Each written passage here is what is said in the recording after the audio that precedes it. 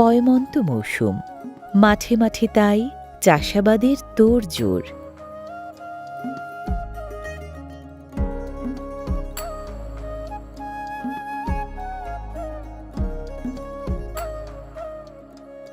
বাংলাদেশের ষড়ঋতুর পঞ্চমটি শীতকাল।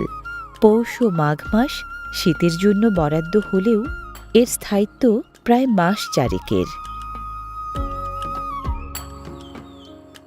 মৎস্যভোজী বকেরাও শীতে ফসলের মাঠে ভিড় জমায় শস্য দানার টানে। কি চাষি, কি হালের গরু, শীত বলে বসে থাকার জো নেই কারো। রবি মৌসুম মানেই আবাদের ব্যস্ততা।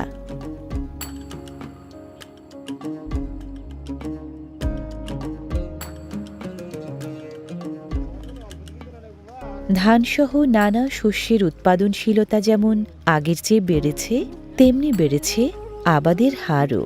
এখন এক ফসল তুলতে না তুলতেই চলে আরেক ফসলের জন্য প্রস্তুতি।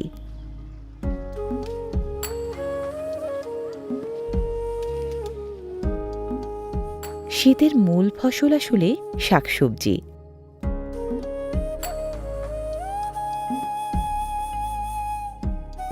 ফুলকপি সহ নানা রকম সুস্বাদু শাকসবজির আবাদ হয় শীতে।